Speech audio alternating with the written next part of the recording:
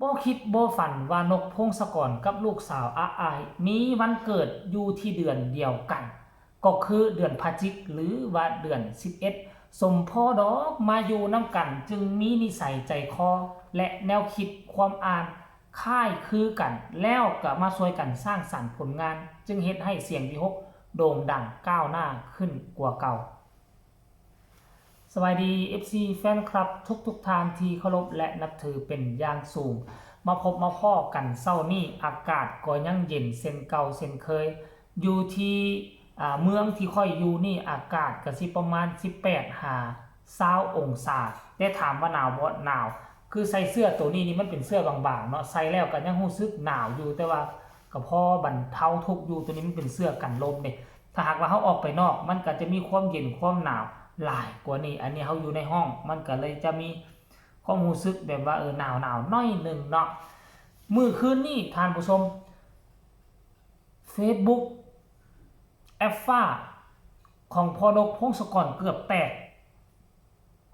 ทั้งทีมือนี่เป็นวันเกิดของพอนกพงศกรแต่ว่าตั้งแต่ค่ำคืนที่ผ่านมานี่ FC แฟนคลับทั้งใกล้และไกลทั้งภายในและก็ต่างประเทศ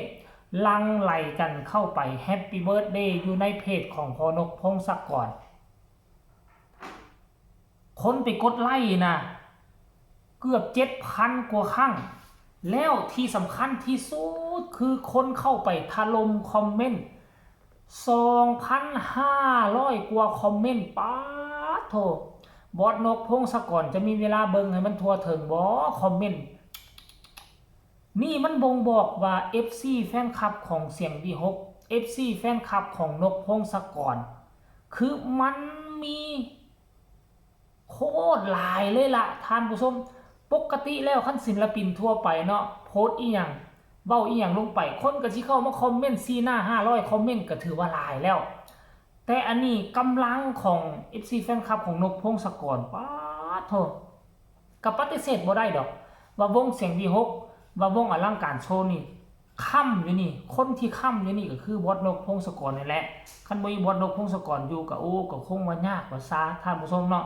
และสิ่งที่ค่อยอยากนำเสนอให้พวกเจ้าฮู้เนาะประมาณ 2-3 วันที่ผ่านมานี่ก็เป็นวันเกิดลูกสาวของเพิ่นน้องอาอายสกุลพรก็พากันไปอวยพรวันเกิดให้แล้วพ่อก็เซอร์ไพรส์เอาเค้กไปเซอร์ไพรส์อยู่หน้าห้านหมอลำพุ่นแหละวงเสียงวี6บ่มีงานเด้น้องอาอายก็ไปเบิ่งหมอลำวงอื่นพ่อเพิ่นก็ฮอบเค้กไปเซอร์ไพรส์แล้วค่อยๆก็บ่คิดบ่ฝันว่าทั้งพ่อทั้งลูกมีวันเกิดอยู่เดือนเดียวกันแม้ห่างกันมาประมาณเกือบอาทิตย์บ่ประมาณ4 วันนี่แหละเอา3-4 วันบ่เกิน5 วันนี่แหละสรุปแล้วพอลูกคู่บุญคู่นี่คือเกิดอยู่เดือนเดียวกันเนาะต่างแต่ปีนี่ห่างกันห่างกันเกือบ20 ปีพุ่นแหละประมาณ17 ปีเนาะห่างกัน17 ปีแต่ว่าอยู่ในเดือนเดียวกันสมพอดอกท่านผู้ชมค่อยก็งงค่อยก็สงสัยมาดนมานานแล้วล่ะว่า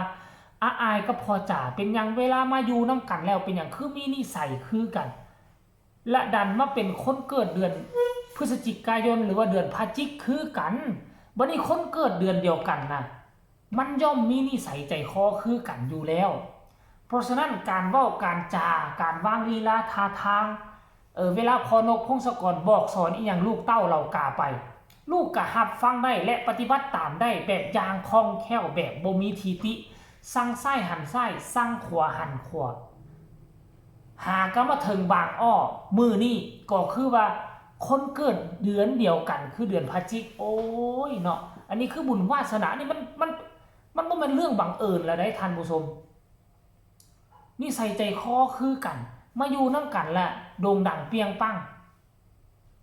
มาเสริมบุญบารมีละแม่น2 คนนี่เกิดเดือนเดียวกันทีแรกค่อยก็คงจะพอนกพงศกรคงจะบ่ฮู้ดอกว่าลูกสาวอาอายเกิดเดือนพฤศจิกายนนำเพิ่นไปรับนะเพิ่นก็บ่ฮู้ดอกบัดไปรับมาแล้วจึงจะฮู้ตามแล้วโอ้ลูกเกิดเดือนเดียวกับค่อยตัวสมพรพอนกพงศกรฮักแท้ฮักว่าฮักน้องอาอายนั่นเกิดเดียวกันนิสัยใจคออันเดียวกันเลยกินกันกินนำกันที่ผ่านมาค่อยก็เบิ่ง FC แฟนคลับคอมเมนต์แล้วก็เห็นไลน์ช่องไปบอกว่าพอนกพงศกรกับอาอายนี่น่ะ นิสัยคือกันเป๊ะเป๊ะการกินการอยู่การวางลีลาท่าทางว่าซั่นการเว้าการจาแล้วค่อยก็บ่ฮู้ได้ว่าเขาเกิดเดือนเดียวกันค่อยก็แม่นหน้าตากระดันไปคล้ายคือกับคนตระกูลเสียงมีฮกอีกตึมไปคล้ายคือกับน้องมิลินหั่นเนาะหน้าตาคือกันคือถอดแบบออกมาจากครอบครัวเดียวกันแล้วแม่นมีหลายสิ่งหลายอย่างที่คล้ายคือกันโดยที่เฮาบ่รับบ่ฮู้มาก่อนอันนี้คือเป็นครั้งแรกที่ค่อยฮู้ว่ามีวันเกิดเดือนเดียวกัน FC แฟนคลับผู้ติดตามดนก็คงจะฮู้แล้วแต่อันนี้เจบ่เล่าหากติดตามได้ประมาณครึ่งฤดูกาลมาแล้วท่านผู้ชมบ่ฮอดปีเท่าดอกเพราะว่าเจบ่เล่ามาติดตามตอนช่วงท้ายๆฤดูกาลที่แล้วแล้วมาใส่ต้นฤดูกาลปีนี้ก็สิบ่ฮอดปีเท่าดอกอย่างสุดก็สิประมาณ 5-6 เดือนแบบนี้นะท่านผู้ชม FC แฟนคลับเฮ็ดให้ค่อยฮู้เฮ็ดให้ค่อยเห็นเนาะว่า2คนนี่บ่ธรรมดาเด้คันบ่ซั่นบุญบาแล้วมีมันบ่เกิดเวลามาอยู่นํกันเนาะเดี๋ยวจะพาทุกคนไปอ่านคอมเมนต์เบิ่งว่าเขาเจ้าคอมเมนต์อวยพรวันเกิดนกพงศกรอีหยังแน่เป็นหยังว่าคำคอมเมนต์จะเกือบทะลุ 3,000 ไปแล้วโอ้ยเนาะมาเบิ่งคอมเมนต์แรกบอสนกพงศกรบ่แม่นบอสโจยมนินทร์มาก่อนวงสาวน้อยเพชรบันแพงอยู่ดีมีแฮงเฮงดังปังรวยว่าซั่นต่อมากับนายคำฮู้ก็คือครูมันหยังเนาะเคยเป็นครูสอนเต้นสอนรำบ่ครูอีหยังนี่แหละอยู่ที่วงสาวน้อยมาก่อนปัจจุบันนี้น่าจะย้ายไปอยู่นำศิลปินผู้ไทยแล้วบ่นายคำฮู้เราเอิ้นว่าหยังครูหยังเนาะครูปอท่านผู้ชมครูปอก็แฮปปี้เบิร์ธเดย์ว่าซั่นโอ้ผู้ต่อมาก็ผู้ใดล่ะลุงใหญ่แห่งเสียงวิหกเห็นบ่ลุงใหญ่แห่งเสียงวิหกมีแต่ผู้มีหน้ามีตาเบิดที่มาคอมเมนต์เนาะต่อก็ไปกับพ่อผู้ศิวิไลปาสุขสันต์วันเกิดครับน้องชายอยู่ดีมีแฮงแล้วก็มีคนมาตอบว่าซั่นแฮปปี้เบิร์ธเดย์ก็มีคนมาตอบอีกแฮปปี้เบิร์ธเดย์ว่าซั่นเด้โอ้ทุกคนเอ้ย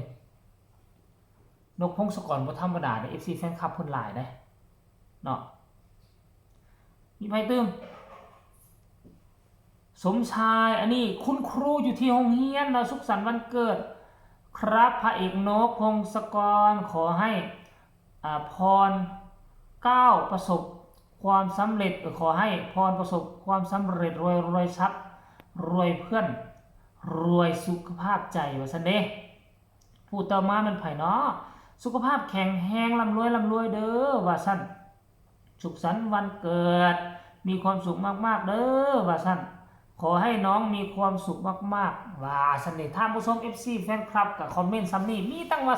2,500 คอมเมนต์เจบ่เราคงจะอ่านบ่ทันอ่านบ่จบดอกไผก็อ่านบ่จบดอกขออ่านไป 2-3 คอมเมนต์ยกตัวอย่างให้เบิ่งซื่อๆอันนี้คือความฮักความแพงและความมหัศจรรย์พึงกะฮู้เพราะลูกคู่บุญเกิดเดือนเดียวกันก็ขอให้โด่งดังปังๆสุขภาพแข็งแรง